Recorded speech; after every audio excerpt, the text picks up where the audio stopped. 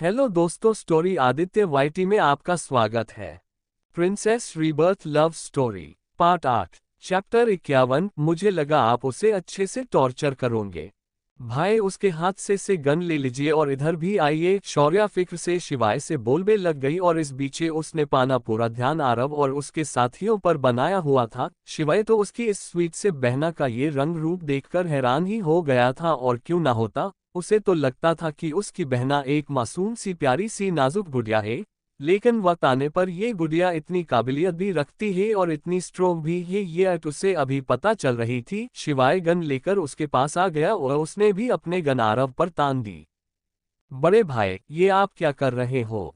हमें जाने दो यहाँ से। मैंने तो अब तक कुछ भी किया है, प्लीज जाने दो, आरव गिड़गिड़ाते हुए बोला और उनके आगे रहम की भीख मांगने लग गया, लेकिन सिर्फ अपने ओठों से, वरना तो दिल ही दिल वो उन दोनों को, शौर्य और शिवाय को कोस रहा था और उनसे कभी ना कभी, नहीं नहीं, जल्दी ही बदला लेने का प्लान भी दिल ही दिल बना रहा था।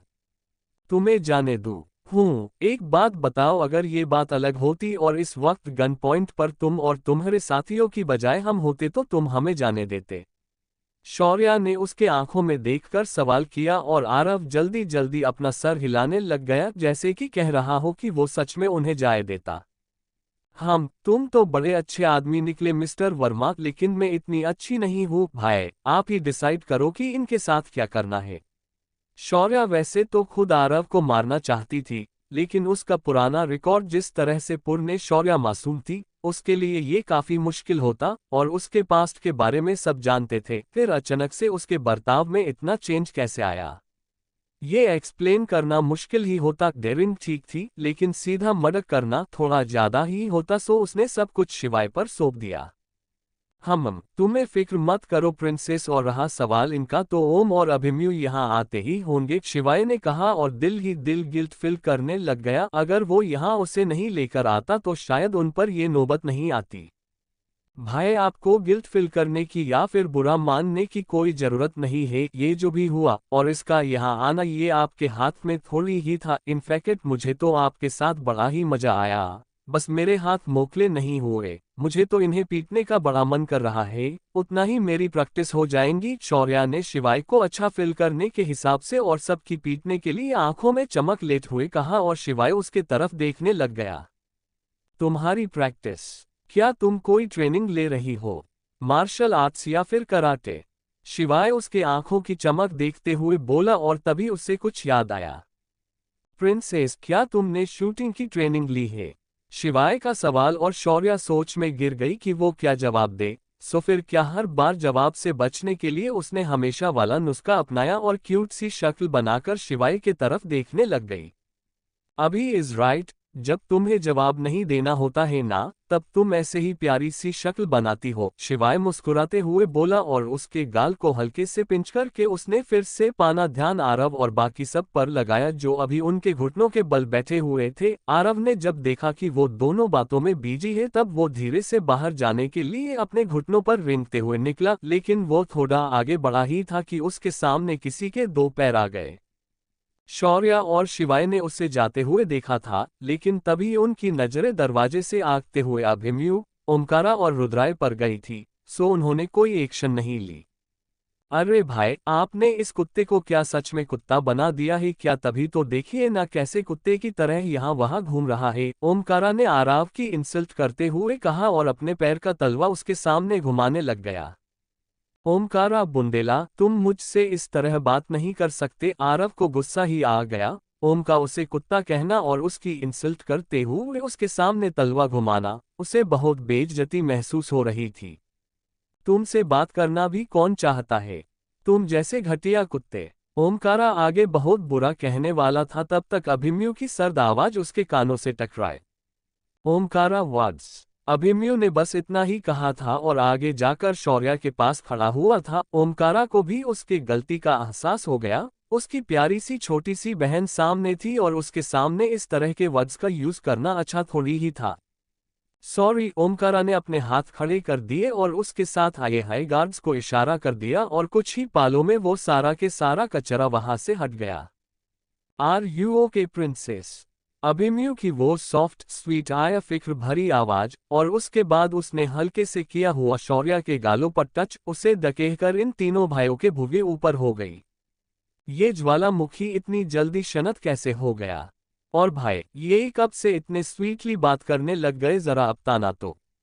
ओमकारा ने उसके दोनों भाइयों से सवाल किया। वेल वो सुनकर था कि अभिमन्यु शौर्य के साथ बहुत स्वीट है और उसने ये देखा भी था, बट अभी अभी यहाँ आने से पहले जब शिवाय में उन्हें मैसेज किया था और वो और शौर्य डेंजर में है ये बताया था, तब से लेकर यहाँ आने तक अभिमन्यु का परा कुछ ऐसा था कि जैसे वो ज्वालामुखी कभी भी भड़क सकता है, बट अब उससे अलग ये तो बिल्कुल शनत हो गया। सो उसका हैरान होना तो बनता ही है ना।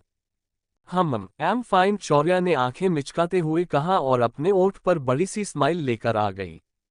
ओम भाई, आप उनके साथ क्या करने वाले हो? शौर्य ने ओमकारा की तरफ देखकर सवाल किया और ओम किसी तरह से मुस्कुराया।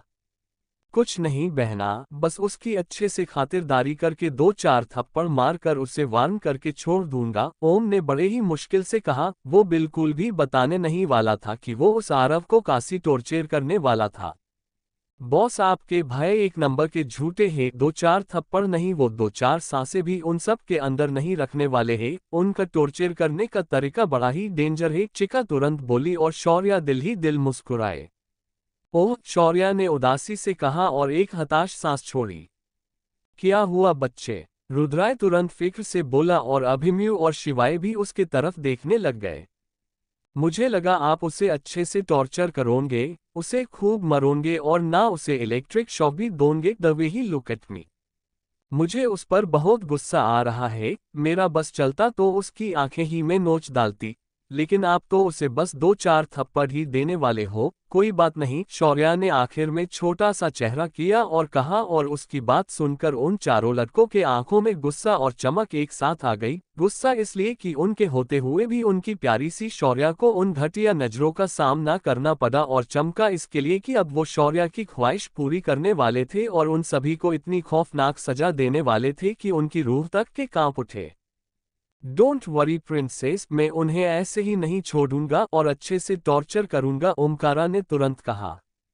मैं भी, और क्या आपके साथ उसे टॉर्चर करने? और शौर्य उसकी बात सुनकर अपने आप पर कंट्रोल नहीं कर पाई, उसने तुरंत कहा कि वो भी आए क्या। लेकिन उसकी बात सुनकर ओमकारा बाकी तीनों की तरफ देखने लग गया। जाहिर सी बात थी, पहले उसने जितना उसे टॉर्चर करने का प्लान किया था, अब उससे भी ज्यादा वो उसे टॉर्चर करने वाला था, और उस वक्त वो शौर्य को चाह कर भी वहां नहीं रह सकता था। प्रिंसेस, आई डोंट वांट कि उस गंदगी को हहू कर तुम अपने हाथ खराब करो, सो ये काम ओमकारा पर ही रहने दो, अभिमन्यु ने प्यार से शौर्य के हाथों को थाम कर कहा, और उसकी बातों का हिडन मतलब क्या है ये शौर्य समझ गई। ओके चलिए आप सब, आपको मैं ये फार्म हाउस दिखाती हूँ। शिव भाई ने मुझे ये फार्म गिफ्ट किया है, एंड डू यू नो कि मुझे ये फार्म बहुत बहुत बहुत पसंद आया, यहाँ है ना। शौर्य आंखों में चमक लेते हुए उन तीनों को फार्म हाउस दिखने लग गई, और चारों जाबाज, एक्स्ट्रा हॉट, जीनियस और एटमॉस्फेयर को गर्म करने वाले बंदे चुपचाप उस छोटी सी लड़की के आगे पीछे घूमने लग गए। पूरा फार्म घूमने के बाद और मस्ती करने के बाद उन्होंने ने वहां के नेचर का मजा लिया और लंच करने के लिए वही के एक बड़े लेकिन नेचर से जुड़े हुए रिजोर्ट में चले गए। 7 स्टार रिजोर्ट था ये, सिर्फ एक्स्ट्रा से एक्स्ट्रा आमिर लोगों के लिए। यहाँ आने को आम नहीं, आम तो छोड़ो, हायर मिडिल क्लास लोग भी अफोर्ड नहीं करते थे। यहाँ की सिक्योरिटी भी बहुत अच्छी थी और खाना तो उससे भी अच्छा था, सो सब में मिलकर यही लंच करने का प्लान किया।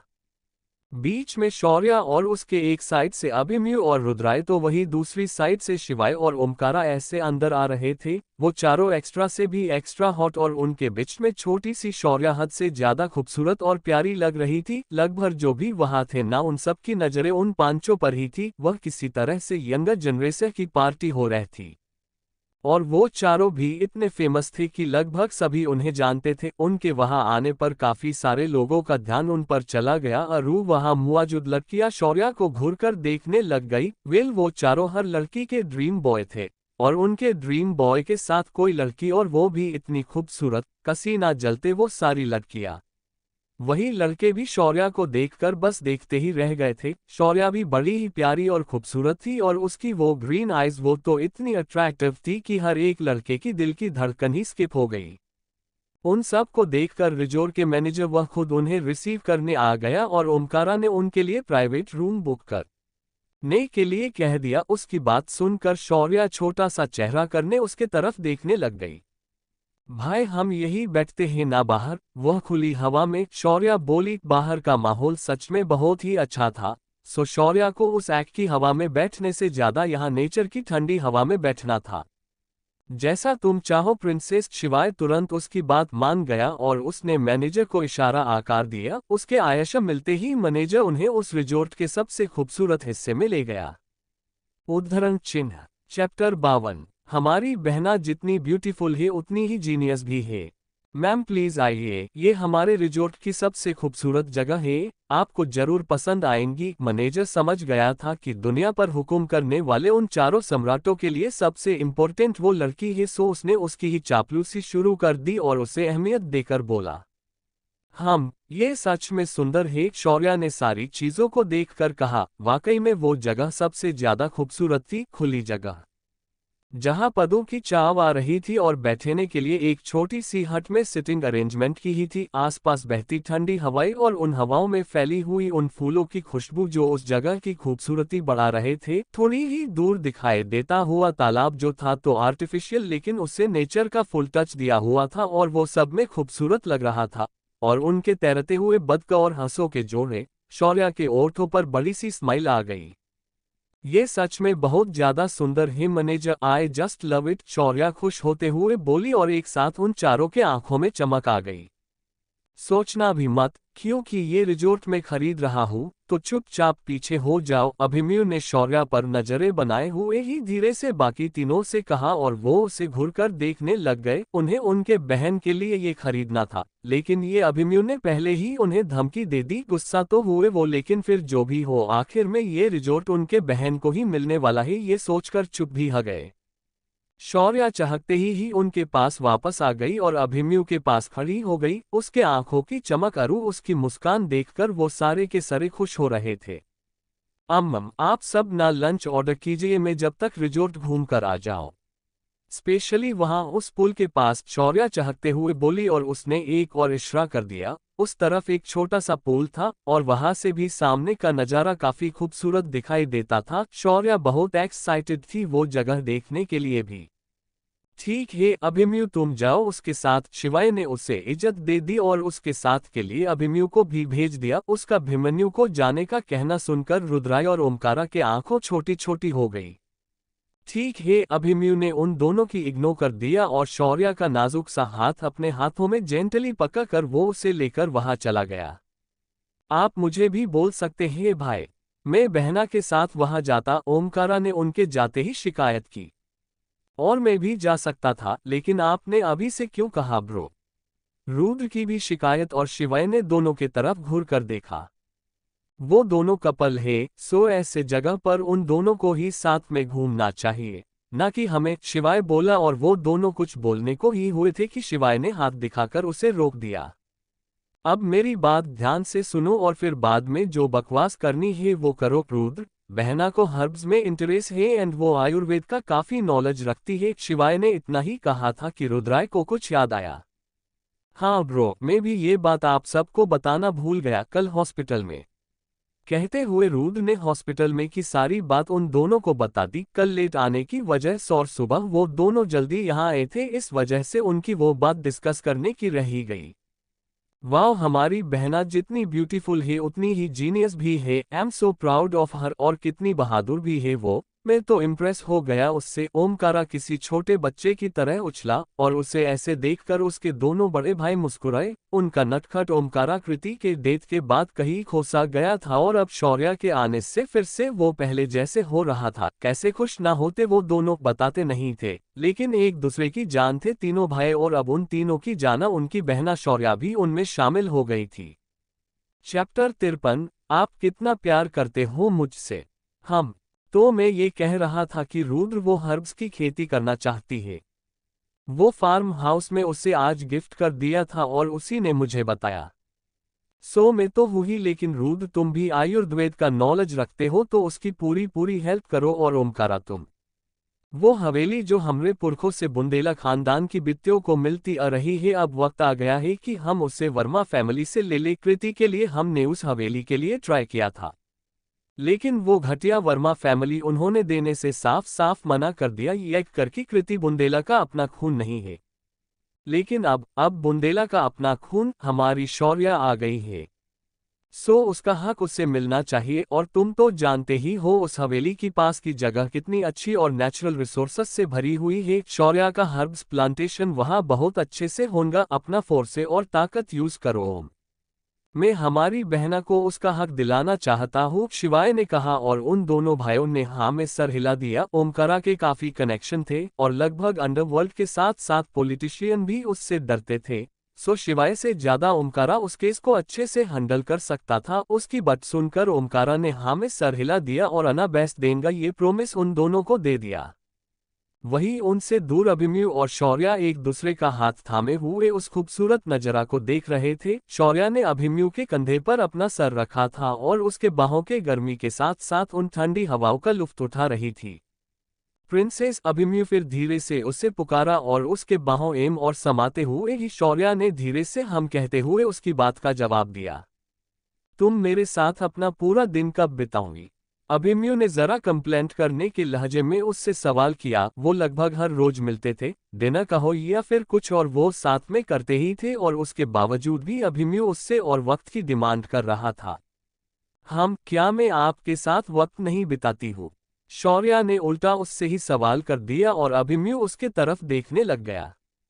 बिताती तो हो, लेकिन I want your all time. मेरा दिल करता है कि मैं बस तुम्हारे साथ ही रहूं, तुम्हारे साथ ही वक्त स्पेंड करूं, तुम्हें यूं ही दिन भर देखता रहूं, तुम्हारे साथ बातें करता रहूं और भी बहतो कुछ। अभिमन्यु बहुत कुछ कहकर रुक गया। वो बोलना तो और भी बहुत कुछ चाहता था, लेकिन जिस तरह से शौर्य उसे देख रही थी ना, उस वजह से उसने अपनी बात बीच में ही रोक दी। वो भी शौर्य के तरफ देखने लग गया और शौर्य के ओठों पर सुकून भरी मुस्कान आ गई। आप कितना प्यार करते हो मुझसे? शौर्य ने उससे सवाल किया और अभिमन्यु ने उसके कमर पर हाथ रखकर उसे अपने करीब खींच लिया। इतना कि जितना तुम सोच भी नहीं सकती हो, अभिमन्यु का शिद्दत भरा जवाब। और शौर्य ने अपने पैर के उंगलियों पर खड़ी हो गई और ऊपर उठकर उसने अभिमन्यु के गाल पर ओठ टिका दिए। उसकी ये क्यूट सी हरकत और अभिमन्यु खुद को मुस्कुराने से नहीं रोक पाया। आई लव यू मन, शौर्य ने प्यार से कहा और अभिमन्यु ने भी फिर उस एक लव यू का जवाब देकर उसके ओठों को अपने ओठों में ले लिया। हालांकि उनकी वो किस ज्यादा देर तक नहीं चली। वो बाहर किसी रिजोर्ट में थे, इस बात का एहसास था उन्हें, सो वो जल्दी ही दूर हो गए। लेकिन इतने में भी उस एक लड़की की नजरें उन दोनों पर चली ही गई। उसके हाथों की मुट्ठियां गुस्से से कस गई और उसने बेहद नफरत से उन दोनों को देखा। उसकी नजरों से अनजान अभिमन्यु और शौर्य कुछ पल वहीं रुके रहे और फिर बाकी सबके पास चले गए। ये लड़की, नो वे, अभी तुम मेरे करीब तो कभी नहीं आए और इस लड़की को इतने पर से ट्रीट कर रहे हो। मैं इसे बर्दाश्त नहीं करूंगी, बिल्कुल बर्दाश्त नहीं करूंगी। नो नो, मैं ऐसे ही नहीं बैठ सकती हूँ, मुझे कुछ ना कुछ तो करना ही होगा। उस लड़की ने एक बार नफरत से उस जगह पर देखा जहां अभिमन्यु और शौर्य खड़े थे और फिर पैर पटकते हुए ही वह से चली गई। चैप्टर 54 चिका, यही फैमिली का प्यार होता है क्या? शौर्य और अभिमन्यु उसके गुस्से से और उसके होने से अनजान होकर वापस तीनों के पास आ गए। उनके आते ही शिवाय ने मैनेजर को मैसेज किया और देखते ही देखते उनकी पूरी टेबल लजीज कहने से भर गई। शिवाय और बाकी दोनों ने सब कुछ शौर्य के पसंद का ही खाना ऑर्डर किया था। ट्राई दिस, तुम्हें बहुत पसंद आएगा। शिवाय ने उसे अपने हाथों से सर्व किया और फिर क्या उसकी ये हरकत देखकर बाकी तीनों कहाँ पीछे रहने वाले थे। हाँ बहना, ये भी बहुत टेस्टी है, तुम इसे ट्राई करो। ओमकारा ने दूसरी एक डिश उसे सर्व कर दी और रुद्राय ने फिर तीसरी। शौर्य की प्लेट पूरी तरह से भर गई थी, जिसे देखकर अभिमन्यु ने अनाहत रोक दिया। वो भी उसे सर्व करना चाहता था, लेकिन इत्तेफाक से उसकी प्रिंसेस के ये तीनों भाई उससे भी ज्यादा होशियार थे। उसने तीनों को घूर कर देखा और अपन हाथ पीछे ले लिया, लेकिन कुछ सोचकर उसके ओठों पर स्माइल आ गई। उसने स्पून उठाया और शौर्य के प्लेट में से एक बाइट उठाकर उस पर अच्छे से फूंक मारकर वो बाइट शौर्य के ओठों के पास लेकर चला गया। सर्व ना कर सकता तो क्या हुआ, लेकिन वो उसे अपने हाथों से खिला तो सकता ही था ना। फिर क्या सिर्फ एक बाइट? पूरा के पूरा खाना उसे अपने हाथों से खिलाने के बाद ही वो रुका, और अब की बार तीनों उसे घूरकर देखने लग गए। उन सब को इग्नोर कर अभिमन्यु ने लफ्जों के कुछ ऐसे जाल फेंके और आखिर में शौर्य को अपने साथ लेकर चला गया। वो तीनों भाई गुस्से में अपनी मुट्ठी कसने के और कुछ भी नहीं कर पाए, और करते भी क्या। उनके लिए उनकी बहन की खुशी से ज्यादा कुछ भी जरूरी नहीं था, सो उन्होंने फिर उसे अभिमन्यु के साथ आने दिया और वो खुद उसकी, शौर्य की खुशियों की ओर, मतलब उसके ख्वाबों को पूरा आकारने की तरफ बढ़ गए। रुद्र ने उसके सोर्सेस यूज करके जितनी हो सके उतनी हर्ब्स और आयुर्वेद में एक्सपर्ट रहने वाले लोगों को एक साथ करना शुरू कर दिया। तो वही ओमकारा ने भी वो हवेली जिस पर अब शौर्य का हक होना चाहिए था उसके तरफ उसके कदम बढ़ा दी। वो जल्द से जल्द उसके बहना को उसका हक दिलाना चाहता था, और इन सब से अलग शिवाय ने भी शौर्य को फाइनेंशियल सपोर्ट देने के लिए कदम उठा दिए। आगे के 2 दिन शौर्य ने उसके पेरेंट्स के साथ और थोड़े बहुत अभिमन्यु के साथ ही बीता दिए। इन 2 दिनों में रुद्राय ने वाकई में बहुत अच्छा काम किया था और शौर्य के लिए अनगिनत जड़ी बूटियों के प्लांट्स कलेक्ट करना शुरू कर दिए थे। उनकी एक पूरी टीम भी बन चुकी थी, और वो फार्म जो शिव ने उसे गिफ्ट किया था वो वहाँ का एटमॉस्फेयर और बेटर बनाने के प्रोसेस में भी लग गए थे। इन सब के लिए शिवाय ने खुद पानी की तरह पैसा बहाया था, और शौर्य वो तो बस देखते ही रह गई थी। उसके एक चाहत के लिए उसके तीनों भाई किस हद तक जा रहे थे, कितने पैसे लगा रहे थे और कितनी मेहनत कर रहे थे। चिका, यही फैमिली का प्यार होता है क्या? शौर्य ने इमोशनल हुए ही सवाल किया, और चिका ने भी तुरंत उससे कांटेक्ट किया। एस बॉस, यही तो प्यार होता है, एक परिवार का सच्चा प्यार, जिसमें हर कोई उनके परिवार के लिए जी तोड़ मेहनत करता है, उनकी फिक्र करता है और उनके हर एक ख्वाहिश को खुद ही ख्वाहिश समझता है। आप सच में बहुत लकी है, क्योंकि आपके पास ये सारे लोग हैं। चिका ने भी जरा सा इमोशनल होकर ही कहा। कहने को वो एक सिस्टम थी, एक रोबोट की तरह ही, लेकिन शौर्य ने उसे बनाते वक्त उसने बहुत सारे इमोशन डाले थे, ताकि वो उन सारे इमोशन को देख सके, महसूस कर सके। और यही वजह थी कि चिका एक सिस्टम की तरह कम लेकिन एक नादान प्यारी लड़की की तरह बिहेव करती थी, और उसी की तरह उतनी ही इमोशनल भी थी। हम शौर्य धीरे से बोली, लेकिन उसके दिल और ना जाने कैसा दबाव महसूस हो रहा था, एक अलग सी बेचैनी हो रही थी उससे। सो वो उठकर बैठ गई और उसके मोम डैड के कमरे के पास चली गई। शौर्य, बच्चे तुम सोई नहीं अभी तक? मृणाल जी ने दरवाजे पर दस्तक देने से दरवाजा खोला था, और शौर्य को देखकर वो जरा सी हैरान ही हो गई। लगभग सोने का वक्त हो गया था और उनकी प्यारी बेटी जाग रही थी। उन्हें जरा टेंशन ही हुई। मम्मा, वो शौर्य कहने से पहले एक पल हिचकिचाए, लेकिन ना जाने कैसे मृणाल जी ने उसके बेचैन दिल को समझ लिया। अंदर आ जाओ बच्चा, और आज रात हमारे पास ही सो जाना। मृणाला जी ने प्यार से उसका हाथ थामा और उसे अंदर लेकर आ गई। संजीव जी ने भी उसे देखा तो वो एक पल हैरान हो गए, लेकिन अगले ही पल मुस्कुराकर उन्होंने शौर्य को अपने पास बुला लिया। मेरी प्यारी बच्ची, चलो यहाँ बैठो 1 मिनट। हाँ, संजीव जी ने उसे एक तरफ बैठने को कहा था, और फिर कुछ सोचकर उन्होंने एक बड़ा सा मुलायम सा गलीचा बिछा दिया। शौर्य को वह बैठने के लिए बोल दिया। मृणाल जी समझ गई कि वो क्या करना चाह रहे हैं, सो उन्होंने भी ऑयल की शीशी उनके पास दे दी। डैड, आप क्या कर रहे हो? शौर्य ने कंफ्यूज होकर सवाल किया, और एक बार उनके तरफ तो एक बार उसकी मोम की तरफ देखने लग गई। तुम्हारे सर की मालिश, और यकीन करो मुझसे अच्छा हेड मसाज इस दुनिया में कोई नहीं दे सकता है। ये जो तुम्हारे मोम के इतने लंबे लंबे मुलायम बाल हैं ना, ये सब तुम्हारे डैड के बदौलत है, पूछो तुम्हारे मोम से। संजीव ने मजाकिया टोन में मृणाल जी के तरह देखकर कहा, और मृणाल जी ने मुस्कुराकर हाँ में सर हिला दिया। तुम्हारे डैड सही है शौर्य, संजीव सच में बहुत अच्छी हेड मसाज देते हैं, और पता है ब्यूटी के दूसरे मामलों में नहीं, बात हेयर केयर में वो एक्सपर्ट है। मेरे बालों का ध्यान वही रखते हैं, और जो मसाज वो देते हैं ना, सच में उससे पूरा स्ट्रेस निकल जाता। मृणाल जी ने भी संजीव की तारीफ की, और शौर्य मुस्कुराकर पैर फोल्ड करके बैठ गई। डैड, चलिए जल्दी से आप मेरे बालों को भी मोम की तरह अच्छा कीजिए, वैसे भी देखिए ना कितने खराबा हो रहे हैं ये बाल। शौर्य शिकायती लहजे में बोली, और फिर क्या? संजीव जी मुस्कुराते हुए उसके बाल की मसाज करने लग गए।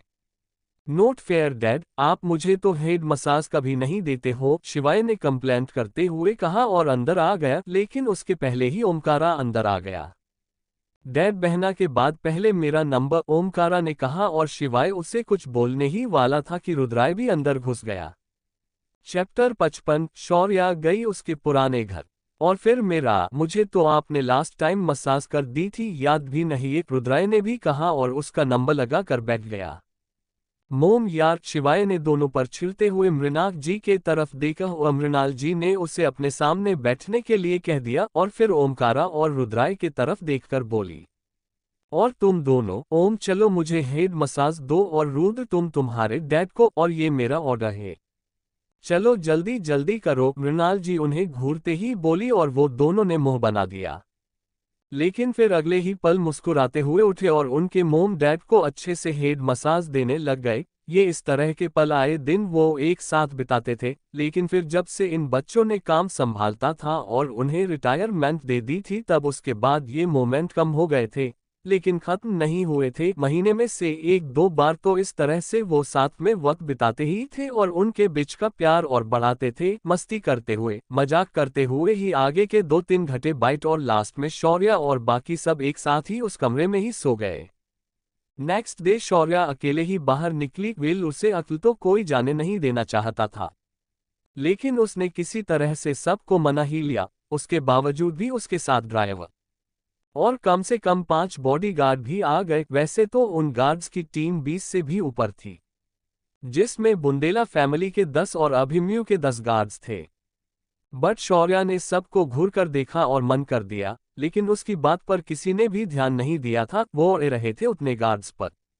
लेकिन फिर शौर्या की मासूम सी शक्ल और ना चाहते हुए भी सबको उसकी बात माननी ही पड़ी। वेल, सिर्फ नाम के लिए उसके साथ 5 गार्ड्स जा रहे थे, उसके बावजूद उससे छिपकर उतनी ही टीम थी जितनी पहले डिसाइड की थी, और ये बात शौर्या को थोड़ी दूर जाने के बाद पता भी चल गई थी। उसकी पर्सनैलिटी पहले से ही बहुत अलग थी, और जो ट्रेनिंग उसे उसके बचपन से मिली थी, उसके हिसाब से उसका सिक्स सेंस काफी एक्टिव था। वो आसानी से उस पर पड़ने वाली नजरें और उन नजरों का इदरा समझ सकती थी। शौर्या मुस्कुराए और फिर नमे सर हिलाकर चिका से बात करने लग गई। वो सबसे पहले सौरभ डैड के घर गई, जहां शौर्या रहती थी। वो घर देखकर ना जाने क्यों उसके दिल में हल्की सी हलचल महसूस हुई। उस शौर्या की बहुत सी यादें थी यहाँ, जिसमें कुछ इतनी अच्छी थी कि अब भी याद करके उसके ओठों पर स्माइल आती थी, और कुछ इतनी बुरी थी कि उसके रोंगटे खड़े हो गए। वो छोटा सा 2 मंजिला घर देखकर शौर्या ने गहरी सांस भरी और फिर घर के सामने बने हुए उस छोटे से बगीचे से गुजरते हुए अंदर दाखिल होने लग गई। उसके दिमाग में शौर्या की बचपन की यादें घूम रही थी, जिसमें वो सौरभ ही के साथ मिलकर वह अलग अलग पेड़ लगा रही थी, फ्लावर के प्लांट लगा रही थी। दूसरे घर के हिसाब से वहां कुछ ज्यादा ही हरियाली थी और काफी सारे पेड़ पौधे थे। सौरभ जी के जाने के बाद भी शौर्या उन सब को अपने हाथों से संजोगा था। काश तुम्हें सौरभ बाबा का प्यार पूरी जिंदगी मिल पाता शौर्या, तो आज तुम भी जिंदा होती। शौर्या ने दिल ही दिल कहा और हाथ उठाकर डोर बेल प्रेस कर दी। कुछ ही देर में एक लड़की ने डोर ओपन किया और उसे देखकर शौर्या को शर्म सी महसूस हुई। कपड़ों के नाम पर उस लड़की ने कुछ ही टुकड़े अपने बॉडी पर लिपटे थे, और वो भी इतने वल्गर लग रहे थे कि देखने वालों की ही उसकी की आवाज जाए और वो शर्म से मर जाए। कौन है बेबी? अंदर से एक लड़के की आवाज, और शौर्या की अफसोस हुआ कि क्यों उसने गार्ड्स को बाहर रहने के लिए बोल दिया। उस लड़की से मुंह से आती स्मेल और अंदर से लड़के की आए आवाज, उससे साफ साफ पता चल रहा था कि उन दोनों ने काफी ज्यादा पी रखी है। ऐसा नहीं था कि शौर्या उनसे डर रही थी या फिर उससे खुद के सेफ्टी को लेकर कोई सवाल था। बीते दिनों उसने जो उसकी एनर्जी पिल्स ले रही थी और वो कर रही फिजिकल ट्रेनिंग और एक्सरसाइज, उससे उसकी इम्यूनिटी तो बढ़ ही गई थी। साथ ही में न्यूट्रिशनल फूड, भले ही शौर्या हर एक चीजें खा रही थी, लेकिन सभी ने इस बात का साफ साफ ध्यान रखा था कि उन सारे खाने से उसे भरपूर प्रोटीन्स, न्यूट्रिशन और भी सभी जरूरी चीजें मिले। सो उसका इफेक्ट भी था ही। फिर भी उसके बावजूद वो उसे गार्ड्स की जरूरत इसीलिए थी कि उन्हें इन गंदे लोगों को हाथ नहीं लगाना था।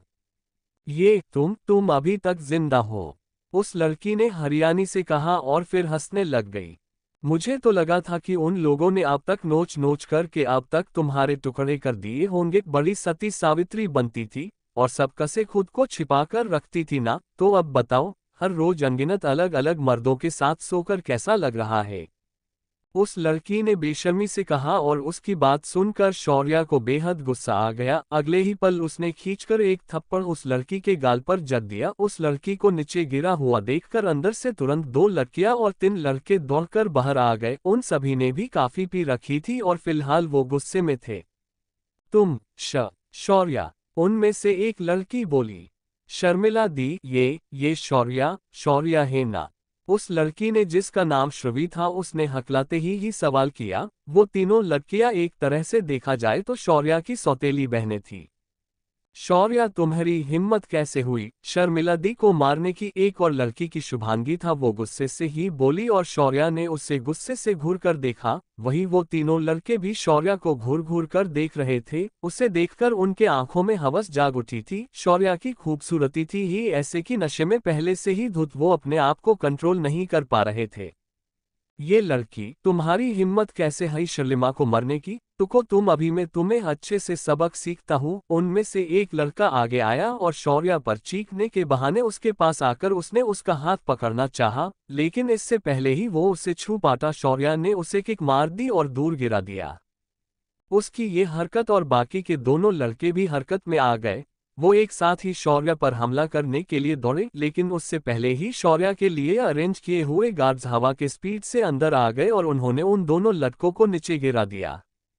ये मन भी ना, शौर्या ने हल्की मुस्कुराहट के साथ दिल ही दिल कहा। वो दोनों गार्ड्स अभिमन्यु के थे और उसे यकीन था कि अभिमन्यु ने उन्हें उसके करीब रहने के लिए बोला होगा। ये इतने सारे लोग दी श्रवी सारे गार्ड्स को देखकर जरा सी डर ही गई। वो शौर्या से बस 1-2 साल ही बड़ी थी, तकरीबन 20 साल के आसपास। सो उसे काफी डर लगा और उसकी नजरें उसके हालत पर गई। जाहिर सी बात थी, वो तीनों लड़के उन 3 लड़कियों को बॉयफ्रेंड थे और वो सब एक साथ टाइम स्पेंड कर रहे थे, तो उनके ऊपर काफी कम ही कपड़े थे। वो जरा हिचकिचाते हुए ही पीछे हुई, मगर एक बात थी, वह हुए सभी गार्ड्स ने जो लगभग 10 के करीब थे, उनमें से किसी ने भी नजरें उठाकर उन लड़कियों को नहीं देखा था। उन तीनों को शर्म हो या ना हो, लेकिन वो गार्ड्स उन्होंने अपनी नजरें नहीं उठाई थी। मुझे मेरा सामान लेना है यहाँ से, सो मेरे रास्ते से हटो और जो तुम्हें करना है वो करो, शौर्या ने कहा और अंदर आ गई। अंदर आते ही उसकी नजरें टेबल पर गिरी हुई बियर की बोतल्स, सिगरेट्स और वहां के कचेरे पर गई। सौरभ जी को कोई भी बुरी आदत नहीं थी, यहाँ तक के नफरत करते थे वो इस तरह से लोगों से जिन्हें ये शौक थे। उन्होंने ने कभी भी ये चीजें ना घर में लाए और ना ही ये चीजों को सेवन करने वाले किसी भी आदमी को उनके घर में आने दिया था। लेकिन अब घर की वो हालत देखकर शौर्या को बहुत ही बुरा लगा। वो तीनों बहनें अपने अयाशी में इतना खो गई थी कि उन्हें घर की साफ सफाई का भी ध्यान नहीं रहा था। ये लोग, शौर्या का खून ही खुल उठा और अपने गुस्से को पीते हुए ही वो अंदर चली गई। वो सीधा उसके कमरे में गई।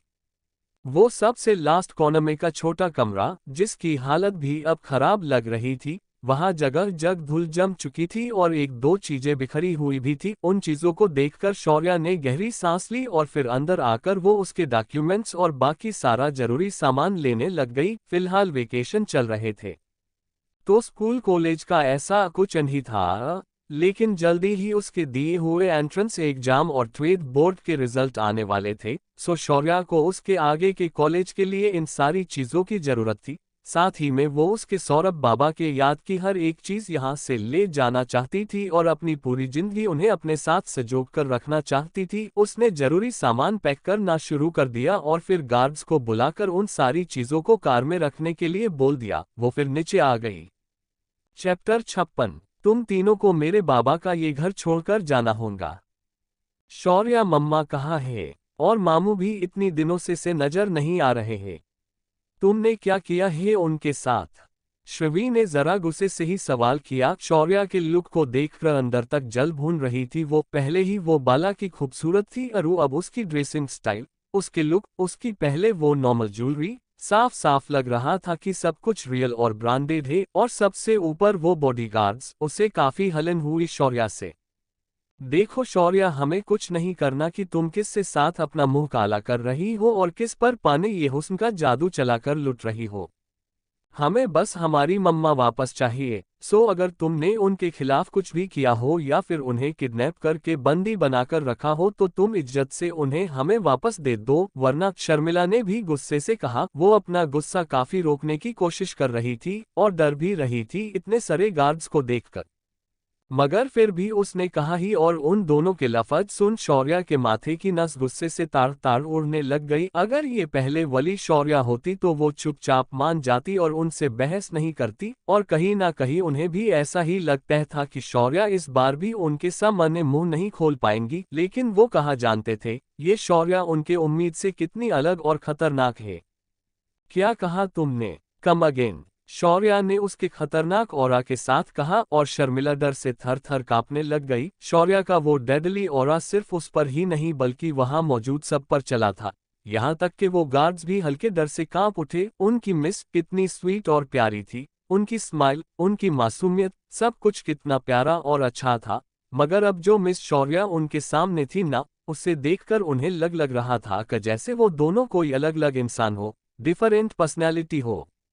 द देखो शौर्या, में दी आप बोलो ना। श्रवी हिम्मत करके कुछ बोलने को हुई, बट शौर्या की उस पर पड़ती लगातार नजरें उसकी सारी हिम्मत जवाब दे गई और वो जाकर उसके बड़ी बहन के पीछे छिप गई। दी वो क्या बोलेंगी, और उसे जितना बोलना था वो बोल चुकी। अब मेरी बात सुनो, शौर्या ने उन तीनों को घूरकर देखते हुए कहा। क्या कहा था तुमने कि मैं किसी के साथ, अनगिनत मर्दों के साथ रातें गुजार रही हूँ, अपना मुंह काला कर रही हूँ, यही ना? हर एक लफ्ज कहते हुए शौर्या का गुस्सा अनगिनत रूप से बढ़ रहा था और उतना ही प्रेशर वो सभी उनके ऊपर महसूस कर रहे थे। नहीं नहीं, हम ऐसा नहीं। वो शुभांगी कुछ बोलने को हुई और शौर्या ने उसे कुछ ऐसे देखा कि वो फिर से चुप हो गई। तुम ऐसा नहीं, तुम्हारी मम्मा ऐसे नहीं, और ना ही तुम्हारा मामा, तुम सब तो दूध के धुले हुए हो ना। तुम्हारे मामा और तुम्हारी मम्मा ने थोड़ी बेचा मुझे उस घटिया जगह। और मेरा किरदार तो पहले भी साफ था और अब भी साफ ही है।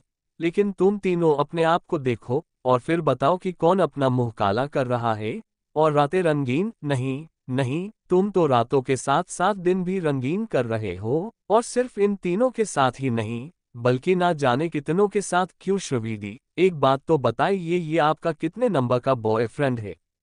और तुम दोनों, शुभांगी दी और शर्मिला दी, तुम दोनों भी बताओ कि ये तुम्हारे कितने नंबर के बॉयफ्रेंड है, और इससे पहले कितनों के साथ तुमने अपने रातें रंगीन की है और वन नाइट स्टैंड किया है? वेट अ मिनट, मैं अभी तुम्हें कुछ प्रूफ दिखाती हूँ, शौर्या ने कहा और अपने मोबाइल में कुछ करने लग गई। उसने तुरंत चिका को कांटेक्ट किया और उससे इन तीनों के बारे में सारी जानकारी निकालने के लिए कह दी। वेल, वो खुद एक बहुत बड़ी हैकर थी, सो ये उसके लिए भी मिनटों का काम था, लेकिन चिका वो ये सब सेकंड में कर सकती थी। आफ्टर ऑल, वो शौर्या की बने हुई सबसे एडवांस टेक्नोलॉजी थी, उसका मुकाबला कोई भी नहीं कर सकता था। एंड जैसे कि उससे उम्मीद थी, उसने अगले 3 मिनट में ही तीनों लड़कियों की और उनके साथ साथ उन तीनों लड़कों की भी पूरी जन्म कुंडली शौर्या के मोबाइल पर आ गई with photo and some video also.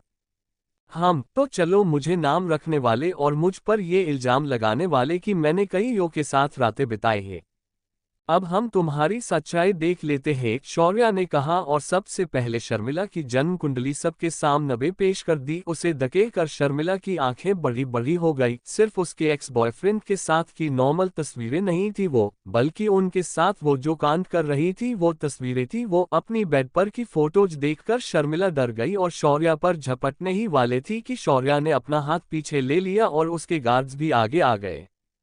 इतनी जल्दी क्या है तुम्हें शर्मिला दी? अब तो शुभांगी दी और श्रवी दी की टर्न बाकी है, शौर्या ने कहा और फिर एक एक करके उन दोनों की भी फोटोज दिखा दी। मेरे पास वीडियो भी है, दिखाओ। नहीं, ऐसे कब तक मैं तुम सब की वीडियो दिखाती रहूंगी? एक काम करती हूँ, ये सब नामे सोशल मीडिया पर पोस्ट करती हूँ, एंड डोंट वरी, तुम सबको टैग भी कर दूंगी, और हाँ, तुम तीनों को भी, तुम्हारी रंगरलियों के साथ। शौर्या ने पहले उन तीनों लड़कियों से और फिर पीछे के लड़कों से कहा और वो सब के सब बुरी तरह से डर गए। हमने तुम्हें कुछ नहीं किया है, तुम हमें क्यों बीच में ले रही हो? और तुम तीनों, मुझे नहीं लगा था कि तुम तीनों इतनी घटिया हो। आज से तुम्हारा और हमारा कोई रिलेशन नहीं है। उन तीनों लड़कों ने बड़ी बारी कहा और फिर शौर्या के तरफ देखकर बोलने लग गए। देखिए दीदी, हमारी बात सुनिए, हम बीएस इन लोगों के जाल में आ गए थे। आप ये वीडियो प्लीज डिलीट कीजिए और प्लीज वो फोटो भी। उनमें से एक लड़के ने कहा। हाँ हाँ दीदी, प्लीज आप जो चाहेंगी वो हम करेंगी। लगा तो आपके गुलाम बनने को भी तैयार है, लेकिन प्लीज मेरी भी फोटो डिलीट कर दीजिए, दूसरे लड़के ने भी गिड़गिड़ाते हुए कहा। वो तीनों लड़के लगभग शौर्या के पैर में ही बैठ गए थे। कुछ इतने अच्छे परिवार से नहीं थे वो, हायर मिडिल क्लास फैमिली से बिलोंग करते थे। उनमें अयाशी करने की हिम्मत तो थी, लेकिन वही अयाशी उनके फैमिली के सामने आ गई तो उनकी खैर नहीं थी। और शौर्या तो वायरल करने का बोल रही थी। अगर वो फोटो और वीडियो वायरल हो गई होती तो ना जाने उनकी फैमिली उनके साथ क्या करती। प्लीज दीदी प्लीज। आखिर में उन तीनों ने शौर्या के पैर ही पकड़ लिए और उस पल को कोसने लग गए जब वो इन तीनों से मिले थे। वैसे तो वो ये जानते थे कि वो तीनों बहुत बिगड़ी हुई है और इतनी आमिर भी न है, बट हाल ही में उनके पास बहुत सारा पैसा आ गया था। सो फिर क्या उन्होंने उस बात का फायदा उठाने का सोचा। उनके खर्चे भी आराम से निकल रहे थे और शराब और शबाब भी आराम से मिल रहे थे। वो क्यों मना करते भला। अभी तक शौर्या पर बुरी नजर रखने वाले वो कुछ ही पलों में उसे दीदी दीदी कहकर पुकारने लग गए। एन्फ उठो मेरे पैरों पर से। शौर्या को चिढ़ आ गई उनके नाटक से। उन तीनों को एक पल भी देखना नहीं चाहती थी वो। सो उसने चीखकर ही कहा, निकलो यहाँ से और आइंदा से यहाँ आने की हिम्मत भी मत करना। और हाँ, वो बोतल्स लेकर जाओ यहाँ से। मेरे बाबा के घर में ऐसी गंदगी में बर्दाश्त नहीं करूंगी, शौर्या ने गुस्से से चिढ़ते हुए कहा। उसकी बात सुनकर उन तीनों ने जितना हो सके उतना कचरा अपने हाथ में उठा लिया और वहां से भागकर चले गए। देखो शौर्या, मैं जानती हूँ कि मम्मा ने तुम्हारे साथ गलत किया है, लेकिन इसका मतलब ये तो नहीं है ना कि तुम भी हमारे साथ गलत करोगी। तुम तो हमारी प्यारी बहन हो ना, कम से कम डैड के इज्जत का तो ख्याल करो। अगर हमारे ये ऐसे फोटो वायरल हो गए तो लोग हमारे बारे में क्या सोचेंगे, और सबसे ज्यादा नुकसान तो डैड के ही इज्जत को होगा ना। आज कितनी लोग उनका इज्जत से नाम लेते हैं और ऐसे में ये सब सामने आने के बाद सब उन पर थूके। शर्मिला बोल ही रही थी को शौर्या ने एक और थप्पड़ उसे जद दिया। होनी गंदी जुबान से मेरे बाबा का नाम लेना भी मत, समझी तुम। शौर्या ने उसे धमकी दी। सौरभ जी इस शौर्या के साथ कितने अच्छे से पेश आते थे, उसे कितना प्यार करते थे, उसका लड़ करते थे, ये बात शौर्या अच्छे से जानती थी। चैप्टर 57 ये इतनी खतरनाक कैसे हो गई। एक वही थे जिनकी वजह से इस शौर्या के जिंदगी में बेशुमार खुशियां आई थी। फिर भला वो उन्हें कैसे नहीं अपनाती। बहुत इज्जत करती थी वो उनकी और उन्हें लगभग संजीव डैड की तरह ही मानती थी। सो उसी वजह से शर्मिला ने जब कहा कि लोग उनके नाम पर थूकेंगे तो उसे बेहद गुस्सा आ गया। जब वो सब घटिया कम कर रहे थे तब उन्हें उसके बाप की इज्जत की परवाह नहीं थी। उनके घर के शराब लाते वक्त उन्हें उसके बाबा याद नहीं आए थे, और अब जब उन पर मुसीबत आ गई थी तब उन्हें वो याद आ रहे थे। कितनी घटिया सोच थी उनकी और कितने घटिया लोग थे वो। ठीक है, मैं नहीं वायरल करूंगी ये सब, लेकिन शौर्या ने कहकर पहुंच लिया और वो तीनों खुश होने के साथ साथ बेकरार भी हो गई।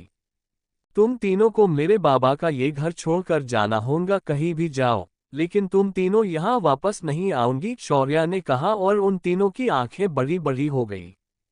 क्या बकवास है, श्री बोली और शौर्या की नजरों को देखकर फिर से चुप हो गई।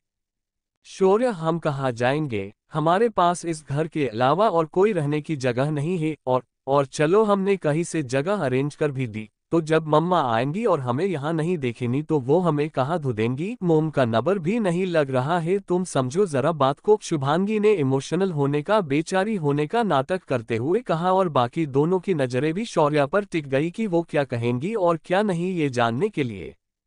मैं समझूं, क्या तुम तीनों ने समझी थी मेरी हालत, जब तुम्हारे वजह से तुम्हारी मोम मुझे बेवजह मारती थी, जब मुझे खाना नहीं दिया जाता था, जब मुझसे नौकरों के जैसे काम करवाया जाता था, जबकि मैं इस घर की असली मालिक थी, तब भी मुझे रहने के लिए तुम लोगों ने एक ठीक ठाक कमरा नहीं दिया, और तुम चाहती हो कि मैं तुम्हारे हालत समझूं। शौर्या ने सवाल किए और वो तीनों एक दूसरे को देखने लग गई। वो बहुत नफरत करती थी शौर्या से, और उसकी कई वजह थी। सबसे पहले तो शौर्या की बेदाग खूबसूरती, उसकी होशियारी और सबसे बढ़कर सौरभ जी का अपनी सारी प्रॉपर्टी उसके नाम करना। बहुत गुस्सा आता था उन्हें जब सभी लोग सिर्फ शौर्या की ही तारीफ करते, उसे ही देखते, उसे नवाजते और उन्हें साइड किया जाता, और वही गुस्सा वो तीनों उनके मोम के थरू शौर्या पर उतारा करते थे। शौर्या, हम सॉरी है तुमसे, लेकिन प्लीज हमें घर से मत निकालो, शर्मिला ने कहा, और तभी शर्वी को कुछ याद आया। एक मिनट, ये घर हमारी मोम के नाम पर है, ना कि तुम्हारे।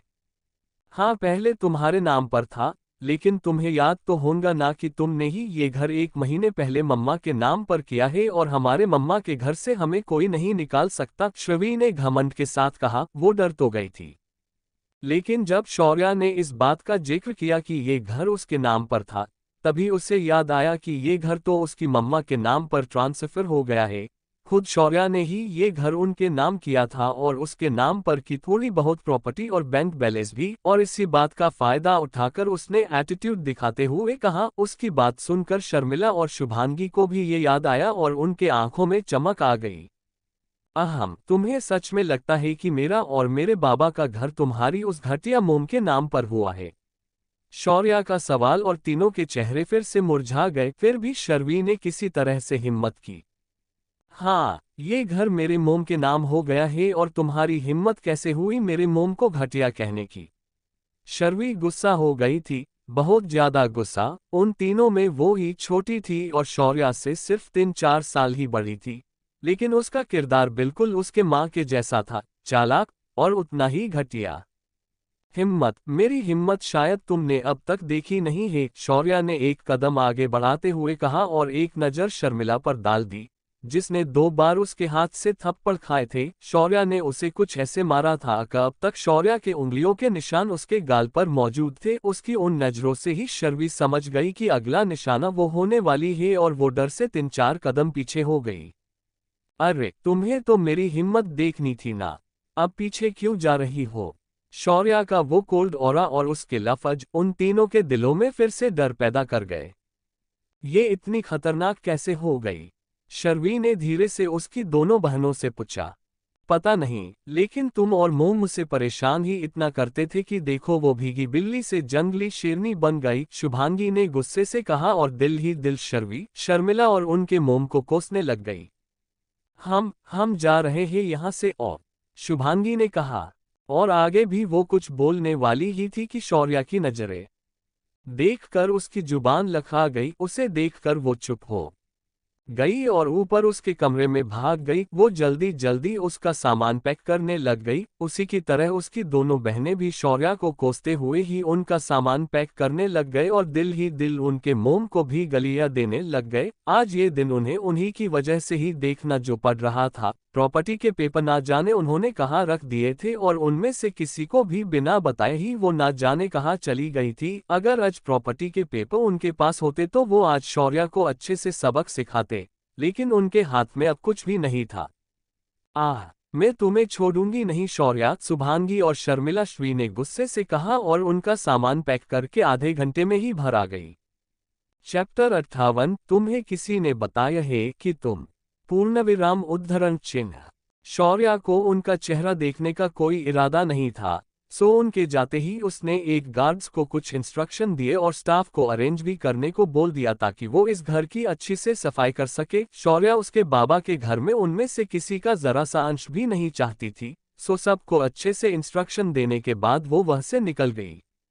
बेचैन था उसका दिल जरा सा, सो उसने ड्राइवर से कार को किसी शांत जगह लेने के लिए कहा था। उसी एरिया में मौजूद एक गार्डन शौर्या की पसंदीदा जगह में से एक थी, काफी सुकून मिलता था उसे वहां, सो वो वहीं आ गई और बेंच पर बैठकर दूर तक फैले ही उस गार्डन को निहारने लगा गई।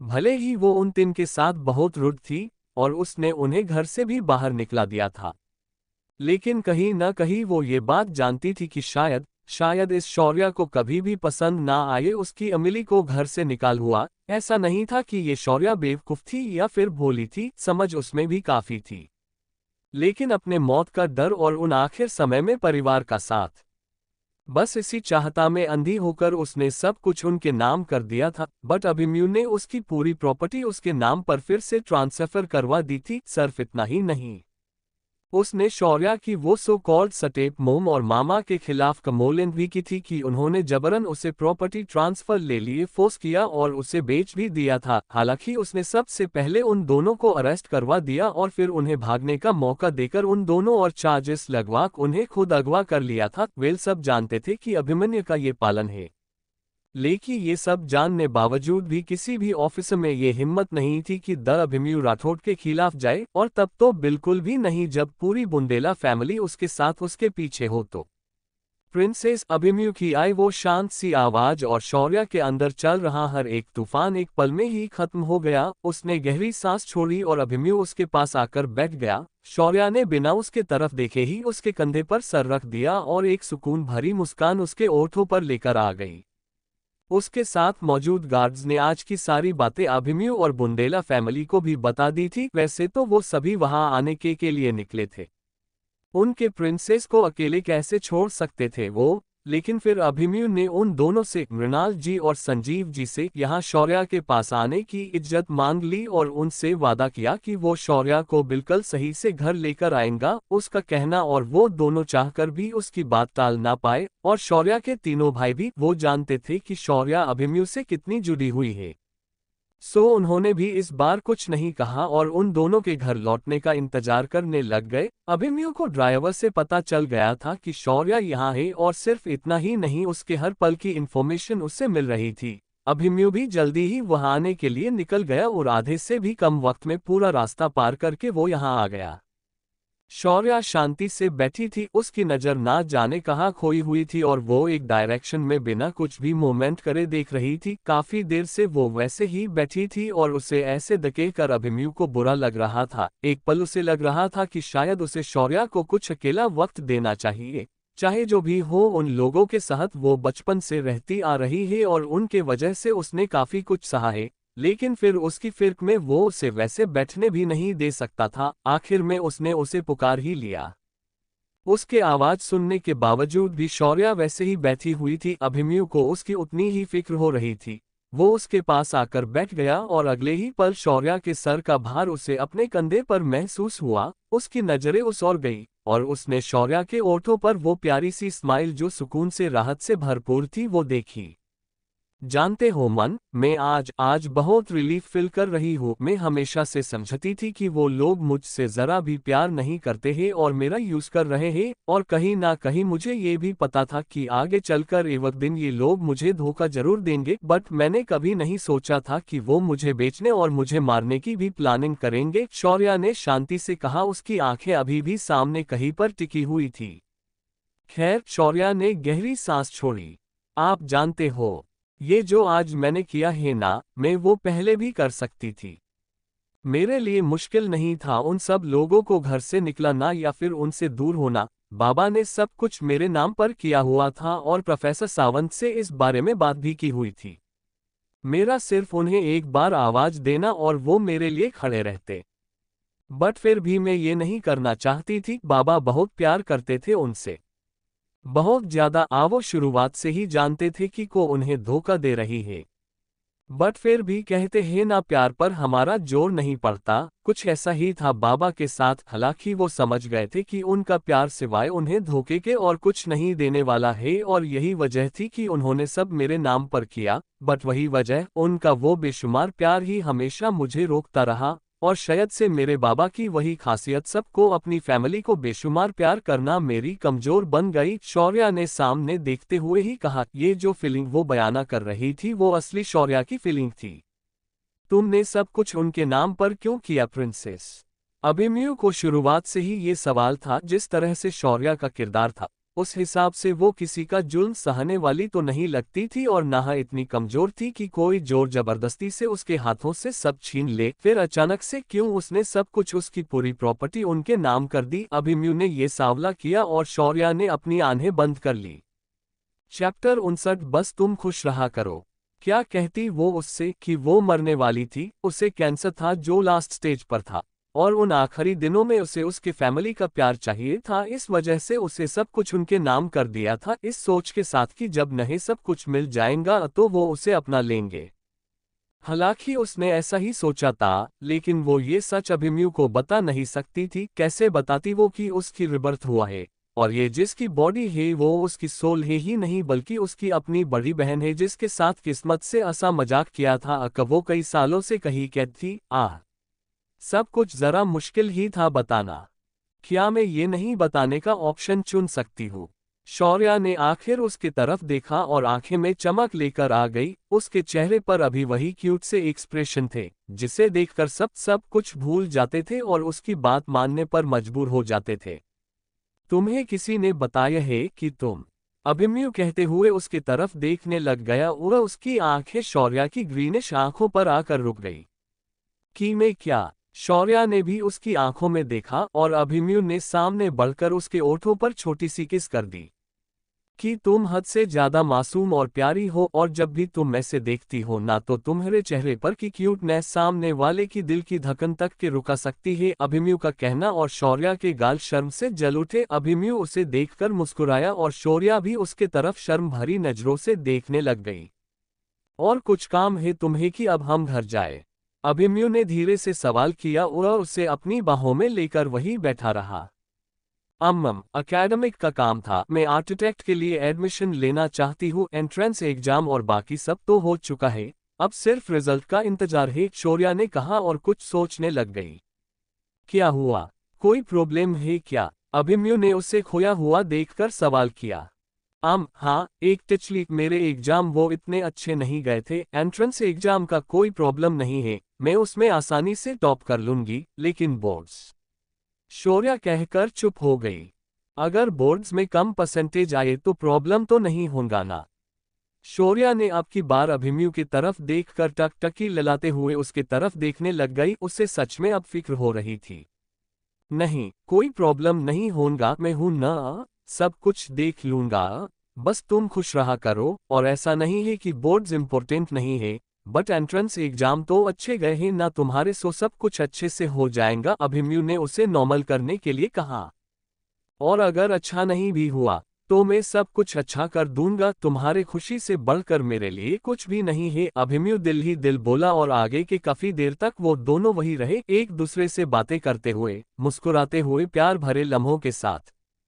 थोड़ी देर बाद अभिमन्यु उसे लेकर बुंदेला हाउस चला गया और वहां भी किसी ने भी उससे पैम्पर करने में कोई कमी न रखी। आगे के हफ्ता ऐसे ही बीत गया, पूरी फैमिली के लाड दुलार में और अभिमन्यु के बेशुमार प्यार में। शौर्या तो बहुत खुश थी सबका साथ पाकर। इस दौरान शिवाय के दिए हुए फार्म पर हर्ब्स की पहली फसल भी लग गई थी और उसकी टीम भी रेडी हो गई थी। उसका इंटरेस्ट देखकर संजीव जी ने इंडिया के टॉप आयुर्वेदिक डॉक्टर और जड़ी बूटियों के एक्सपर्ट को बुलाया था ताकि वो शौर्या को गाइड कर सके। अब उन्हें ये बात कहाँ पता थी कि उनके बेटी उन एक्सपर्ट से भी ज्यादा एक्सपर्ट है। चिका के साथ भी उसका काम अच्छा चल रहा था और वो उसके नए रिसर्च पर भी ध्यान दे रही थी।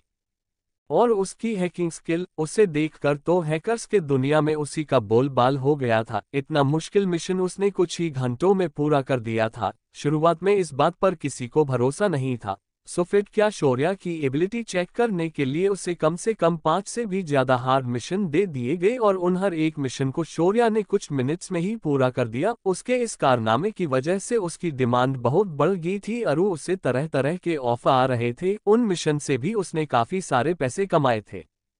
निशी पर भी वो लगातार ध्यान दे रही थी। रुद्राय ने उससे कहा था कि निशी के ऑपरेशन का कोई भी चार्ज हॉस्पिटल नहीं लेगा, लेकिन शौर्या ने उसे वैसा करने के लिए मना कर दिया। अभिमन्यु ने भी उसे समझाया, लेकिन शौर्या नहीं मानी। वो अड़ी रही कि निशी की सर्जरी और मेडिसिन का जो भी खर्चा आएगा से पे वो खुद करेगी और उसकी जिद पर सभी को उसकी बात माननी पड़ी। उन सबको कहीं ना कहीं ये लगा था कि जो कार्ड्स उन्होंने उसे दिए हैं शौर्या उसे ही यूज करके बिल पे करेगी। वो जानते नहीं थे कि वो आखिर किसका कार्ड्स यूज करने वाली है। सो फिर क्या उन सभी ने उनके दिए हुए कार्ड्स में कम से कम 5-5 करोड़ की अमाउंट और डाल दी ताकि उसके पैसे खर्च ना हो। बट शौर्या ने किसी का भी कार्ड यूज नहीं किया था। ये बात सभी को परेशान कर रही थी कि उसके पास इतने पैसे कहाँ से आए और अगर उसके पास इतने पैसे थे तो वो उन लोगों के साथ उनके जुल्म सहते हुए क्यों रहती थी। बट शौर्या हट होंगी, इस वजह से किसी ने भी कोई सवाल नहीं किया।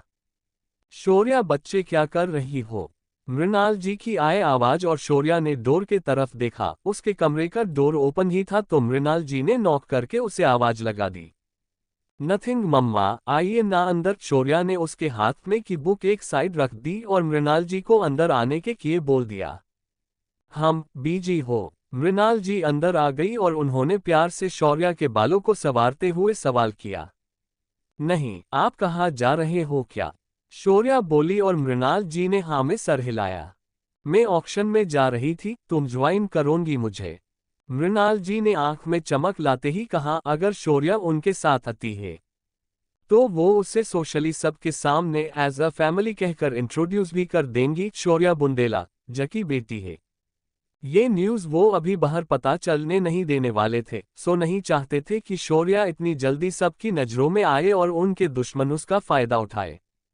बट मृणाल जी की इंतजार नहीं हो रहा था। वो चाहती थी कि सारी दुनिया ये बात जाने कि शौर्या उनकी प्रिंसेस है, बुंदेला जकी इकलौती प्रिंसेस, और उसे उतना मान भी दे जितना बुंदेला सर के सभी प्रिंस को मिलता है। बट उसकी सिक्योरिटी के वजह से वो इस बात के लिए मान गई और ज्यादा नहीं कम से कम फमिलू कहकर तो वो शौर्या को उनके फ्रेंड्स से इंट्रोड्यूस करके मिलवाएंगी, ये सोचकर एक्साइटेड हो गई। ओके, मैं आपके साथ आती हूँ, बट मम्मा के क्या पहनूं? शौर्या उनके आंखों में चमक देखते ही खुश हो गई थी। आजकल उसे उसकी खुद की खुशी से ज्यादा उसके फैमिली की खुशी की परवाह थी। वो सभी उसे खुश करने के लिए बहुत कुछ करते थे और शौर्या भी उनके एक मुस्कान के लिए उनकी हर एक बात मानती थी। शौर्या ने उन्हीं से पूछा कि वो आज कौन सी ड्रेस पहने और कसी टायर हो, और बीएस उसका इतना सा सवाल मृणाल जी के स्माइल को और भी बढ़ा गया।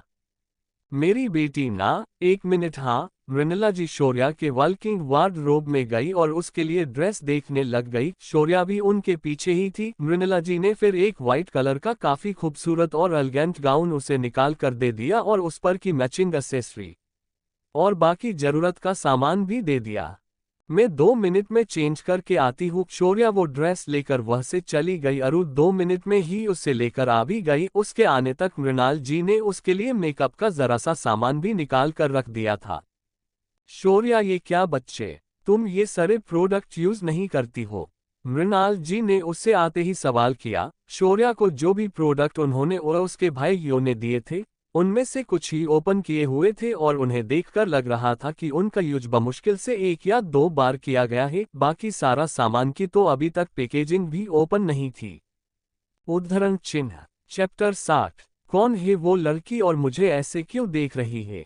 नहीं नहीं मम्मा, मुझे मेकअप पसंद नहीं है और वो सब मुझे सूट भी नहीं कर रहा है, शौर्या ने कहा। चिका के थ्रू उसने उसकी बने हुई ब्यूटी मेडिसिन मंगवाई थी। वैसे तो उसे उसकी जरूरत नहीं थी और ना ही उसे उसके लुक्स से फर्क पड़ता था, लेकिन चिका ने कहा था कि हर बॉयफ्रेंड को उनके गर्लफ्रेंड जितनी सुंदर हो उतनी ही ज्यादा पसंद आती है। शौर्या जानती थी कि अभिमन्यु के लिए भी लुक्स मैटर नहीं करते हैं, लेकिन अच्छे दिखने में भी तो कोई बुराई नहीं है ना। इसीलिए वो उसकी मेडिसिन और क्रीम ही लेती थी। उसने उससे गिफ्ट में आए हुए कुछ क्रीम यूज करके देख ली, मगर वो उसे सूट नहीं हो रही थी, सो उसने उन्हें फिर वैसे ही रख दिया। सूट नहीं कर रहा है तो बच्चा इसे यहाँ क्यों रख दिया? मेड से कहकर तुम्हें उससे फेंक देना चाहिए था ना। अगर गलती से यूज करने में आ गया तो तुम्हें तकलीफ होगी ना शोना, मृणाला जी फिक्र से बोली और उन्होंने इंटरकॉम से मेड को बुलवा कर वो सारा सामान वह से हटवा भी दिया।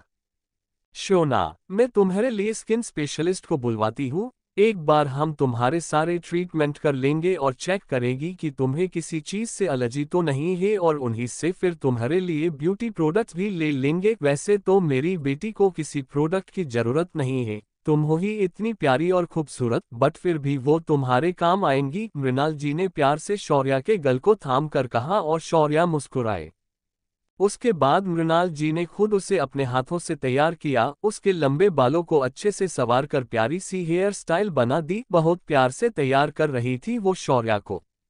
ये फीलिंग उन दोनों के लिए काफी स्पेशल थी। मृणाला जी ने हमेशा ख्वाब देखा था एक बेटी का, उसे ऐसे ही तैयार करने का और उसके साथ फिर एक बार अपना बचपन जीने का।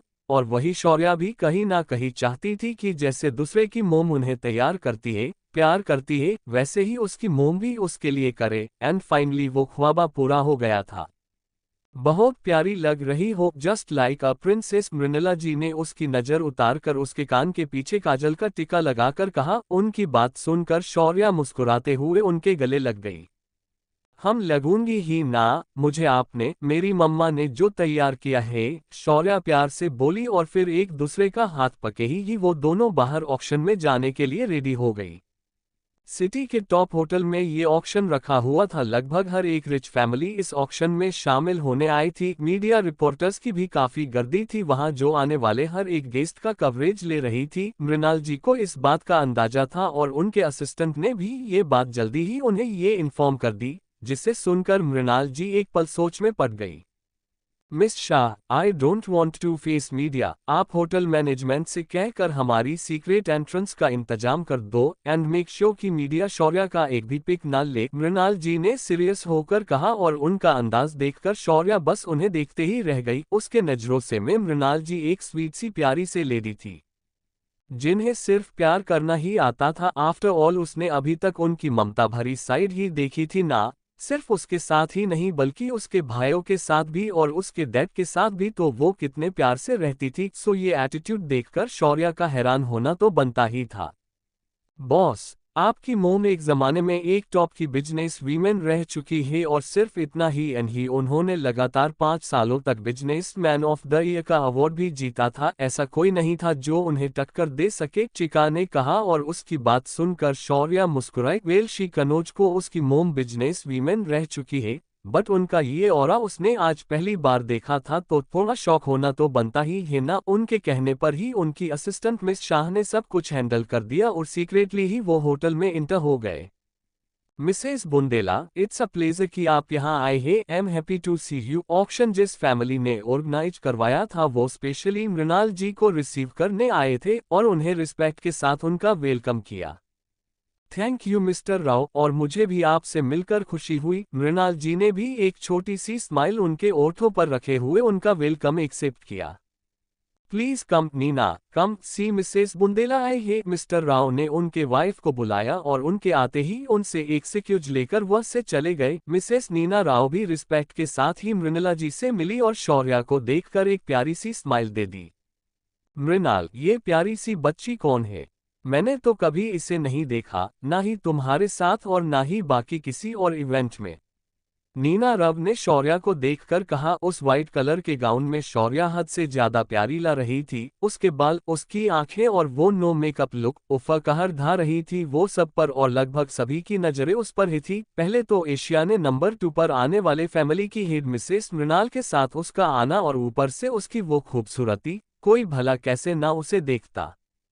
शी इज फैमिली नीना, और जल्दी ही तुम्हें पता चल जाएगा कि वो कौन है। शौर्या आंटी को हेलो बोलो बेटा, मृणाल जी ने पहले नीना से कहा और फिर शौर्या के तरफ देखकर बड़े ही प्यार से बोली।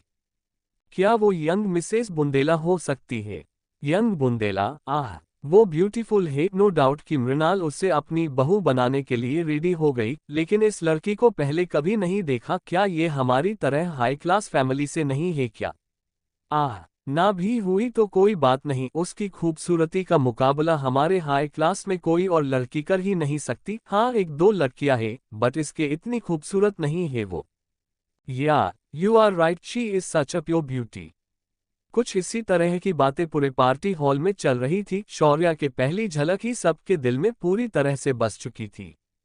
साथ ही में वह मौजूद हर एक लड़के के दिल की धड़कन भी बढ़ा रही थी। लगभग सभी का दिल जीत चुकी थी शौर्या, सिवाय उन लड़कियों के जो जेलेसी से उसे घूर रही थी। सिर्फ घूर ही नहीं बल्कि दिल ही दिल उसे गालियों भी दे रही थी, और इन्हीं में वो एक लड़की भी थी जो शौर्या को जानलेवा इरादा लेकर देख रही थी। उसकी वो नजरें और शौर्या को 1 मिनट बाद ही अजीब सा फील होने लग गया। उसे समझ आ गया कि कोई उसे बुरी तरह से लगभग हत्या का इरादा लेकर ही घूर रहा है, और उसकी नजरें पूरे हॉल में चली गई और ठीक उस लड़की पर जाकर रुकी जो उसे जानलेवा तरीके से घूर रही थी। कौन है ये लड़की, और मुझे ऐसे क्यों देख रही है? शौर्या ने खुद से ही सवाल किया और इस शौर्या की यादों में उस लड़की को देखने लग गई, लेकिन नहीं, उसने पहले कभी भी इसे नहीं देखा था। चिका, find everything about her I think, वो मुझसे नफरत करती है, अब क्यों करती है ये तुम पता लगाओ। शौर्या ने चिका का ऑर्डर दे दी और वो भी उसे उसी तरह से घूरकर देखने लग गई जैसे वो लड़की शौर्या को देख रही थी। जितनी वो लड़की घमंडी थी ना, उतना ही एटीट्यूड शौर्या के पास भी मौजूद था। वो भला कैसे किसी को बेवजह अपने आप को घूरकर देखने देती। सो उसने भी लगभग उसी तरह का इरादा लेकर उस लड़की को घूरकर देखा और आखिर में उस लड़की को शौर्या पर से अपनी नजरें हटानी पड़ ही गई।